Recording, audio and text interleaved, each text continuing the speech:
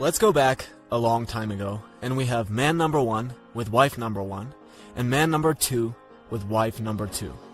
Now, man number 1 decides that he's going to cheat on his wife, and man number 2 decides that he's not going to cheat. So let's say they both have 2 kids each with their wives, but man number 1 also cheated with 3 other women and has a kid with each. That gives the cheater a total of 5 kids with his genes, and the non-cheater a total of only 2. Now, let's say a few lions get hungry and attack and eat 2 kids of each of the men. The genes of man number 2, the honest non-cheater, will not survive, while the genes of man number 1, the dishonest cheater, will go on. This is the main idea of the selfish gene. If there's a gene that's not selfish, it will disappear over time. The cheat on your wife genes will go on, and the don't cheat on your wife genes will go extinct. Let's look at another example. What if you're walking home to your family, and you come across an empty hut?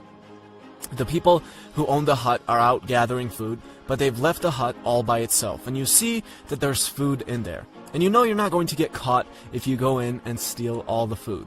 Are you going to be selfish and steal, or are you going to be a good guy?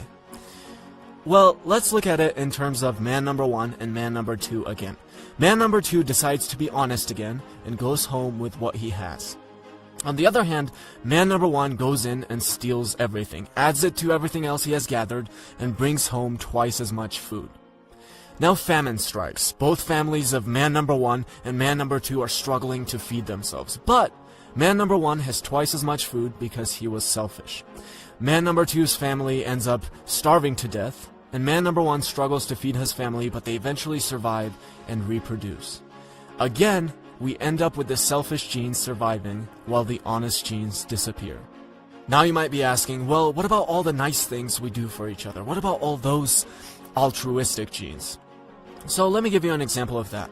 I have 2 brothers. If someone were to take a gun and tell my mom that she had to choose between the 3 of us dying or her own death, I have almost full certainty that she would pick her own death. So, how does that work then? Where's the selfish gene there? A selfish gene is obviously not going to want that, right? Well, let's actually take a closer look. My mom's over 50 now, so she's not going to be reproducing anymore. She does have 3 sons, however, who are all capable of reproducing. So the decision is between absolutely no chance of reproduction or a very high chance of reproduction and survival, considering 3 healthy sons.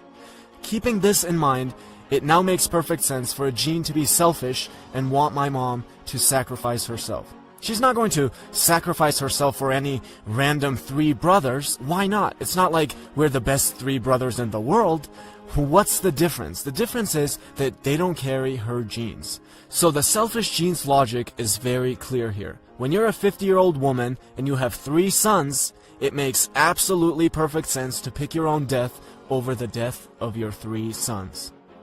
Let's look at another example. Worker bees will sting an intruder and kill it, but in the process the bee's internal organs are ripped out and it dies as well. Wow, now that can't be because of a selfish gene, right? We love looking at social insects like bees and ants and glorifying them for these selfless acts. But let's take a closer look at this kamikaze behavior. What you have to keep in mind is that the bee is sterile. There are 2 ways to help your genes survive. 1, to produce offspring. 2, to take care of and protect the organisms with the same genes as you. Well, since the bee is sterile and cannot produce its own offspring, it now makes perfect sense to kill itself for the organisms which do carry its genes. Dawkins says, the death of a single sterile worker bee is no more serious to its genes than is the shedding of a leaf in autumn to the genes of a tree. So now that we're not completely naive about all of this, let's make one thing clear. Of course the gene doesn't have some little brain in it that knows what to do to survive. The primitive woman didn't have a sophisticated understanding of statistics when she decided if it was a good idea to sacrifice herself or her kids.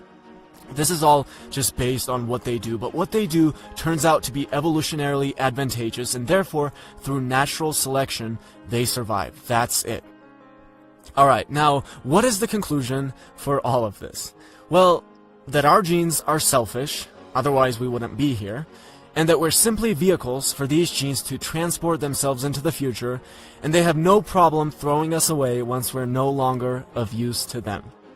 And of course, this is not the happiest conclusion to arrive at, and it makes a lot of people angry. People get angry at the book and Dawkins himself. Is this what you want, Dawkins? Social Darwinism? Is that what you want? I mean, some people are probably angry even at this video, but neither Dawkins nor I want to live in a society that's governed by social Darwinism. We're just simply presenting factual information. Doesn't matter if you like the fact that a husband who will cheat as many times as he can will have a better chance of spreading his genes. That's just a fact. But how can we approach this, and what can we learn from it? Well, one, we have to start by facing reality. The reality isn't pretty. We're programmed to cheat. We're programmed to eat a lot of sugar. You have to understand what you're dealing with if you're going to go against it. It won't help you to get angry and yell, well, I'm not programmed to eat sugar, because you'll be presented with cookies and you'll overeat like everyone else. So one, face the reality. Two, we're so lucky as humans. You can't expect a bird to honor his commitment to his bird wife and not cheat on her, because he'll just go off of what he's programmed to do. But we humans have the ability. We have the ability to go against our programming. That doesn't mean that most people will go against it, but it's definitely possible. Most people won't be able to go against the urge to eat sugar when they're tempted by it, but I also have plenty of friends who do go against eating a cookie every time they're presented with one. Another thing I get asked a lot is when I'm going to have kids. And my answer is, I'm not sure if I want kids or not. I don't know if I want to play the game that I'm programmed to play, which is to have kids so my genes can keep going, or just create my own game and play that. And to this, most people's reaction is just pure shock. How could you possibly not want kids? What is wrong with you? And that's great that there's such a strong reaction, otherwise we would be extinct by now. But I might have kids or I might not. I don't know yet. I don't want it to be determined just by what I'm programmed to do, which is why most of us are brought into this world. So again, two things. One, accept the facts of natural selection. Getting angry about it doesn't help you at all. Two, realize that as a human, you're extremely lucky. You've been programmed for certain behaviors, but you can rebel against them, even if it's going to be really challenging, because you'll be up against years and years of evolution. And finally, don't take this as an endorsement for being an asshole or building a family or a society around social Darwinism. It will probably make you really miserable, but yes, your genes will be very proud of you. So to quote Richard Dawkins, I am not advocating a morality based on evolution. I am saying how things have evolved. I am not saying how we humans morally ought to behave. I stress this because I know I'm in danger of being misunderstood by those people, all too numerous, who cannot distinguish a statement of belief in what is the case from an advocacy of what ought to be the case.